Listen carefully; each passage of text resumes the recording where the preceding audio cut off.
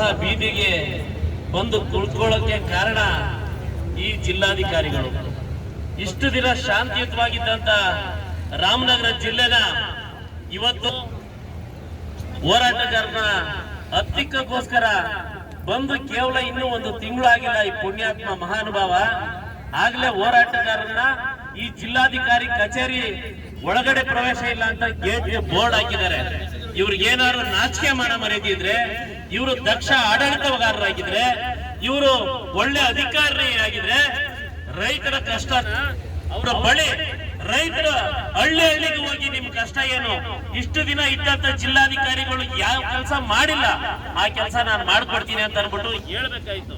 ಅದನ್ನ ಬಿಟ್ಟು ಬಂದು ಒಂದ್ ತಿಂಗಳಾಗಿಲ್ಲ, ಯಾವ ಹೋರಾಟಗಾರರು ಒಳಗಡೆ ಬಂದು ಹೋರಾಟ ಮಾಡಬಾರ್ದು ಅಂತ ಅನ್ಬಿಟ್ಟು ಇಷ್ಟು ಜನ ಪೊಲೀಸರು ಕರ್ಸ್ಕೊಂಡು, ಇಷ್ಟು ಜನ ಬಸ್ಗಳು ತರ್ಸ್ಕೊಂಡು ನೀವು ರೈತರನ್ನ, ಕನ್ನಡ ಪರ ಹೋರಾಟಗಾರನ, ದಲಿತರನ್ನ ಇವತ್ತು ಬೀದಿಗೆ ಹಾಕಿದಿರಲ್ಲ ಜಿಲ್ಲಾಧಿಕಾರಿಗಳೇ.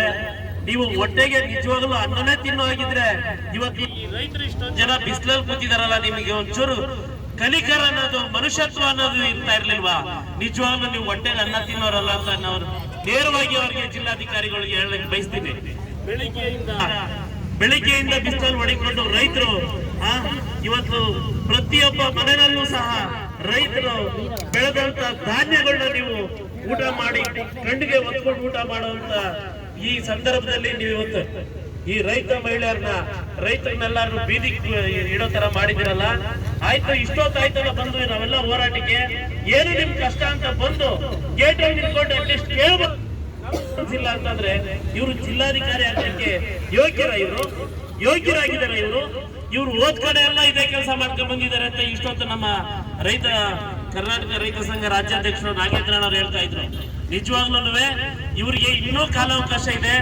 ರೈತರಿಗೆ ನಿಜವಾಗ್ಲೂ ನೀವು ಗೌರವ ಕೊಡೋದೇ ಆದ್ರೆ ದಯಮಾಡಿ ಇನ್ನೊಂದು ಅರ್ಧ ಗಂಟೆಯಲ್ಲಿ ಬಂದು ನೀವು ಆದೇಶ ಮಾಡಿರುವಂತ ಆ ಆದೇಶನ ವಾಪಸ್ ಪಡಿಬೇಕು. ಇಲ್ಲ ಅಂತಂದ್ರೆ ಉಗ್ರ ಹೋರಾಟ ಆಗುತ್ತೆ. ಇಡೀ ರಾಜ್ಯ ನಾಗೇಂದ್ರಣ್ಣರು ಕರೆ ಕೊಡ್ತಾ ಇದ್ದಾರೆ. ಕನ್ನಡ ಪರ ಹೋರಾಟಗಾರರು ಸಹ, ದಲಿತ ಹೋರಾಟಗಾರರು ಸಹ ರಾಜ್ಯ ಪೂರ್ತಿ ನಾವು ಕರೆ ಕೊಡ್ತೀವಿ. ಮುಖ್ಯಮಂತ್ರಿ ಮನೆಗೂ ನುಗ್ತೀವಿ. ರಾಮಲಿಂಗಾರೆಡ್ಡಿ ಅವ್ರು ಎಲ್ಲಿ ಬಂದ್ರು ಅವ್ರ ಕಾರ್ಗೆ ಮುಖ್ಯ ಹಾಕುವಂತ ಕೆಲಸನ ಮಾಡ್ತೀವಿ. ನಾವು ಶಾಂತಿಯುತವಾಗಿ ಪ್ರತಿಭಟನೆ ಮಾಡ್ತಾ ಇದ್ದೀವಿ. ದಯಮಾಡಿ ಜಿಲ್ಲಾಧಿಕಾರಿಗಳು ಈ ಕೂಡಲೇ ಇಲ್ಲಿ ಬಂದು ನೀವು ಮಾಡಿದ ಆದೇಶನ ವಾಪಸ್ ಪಡಿಬೇಕು.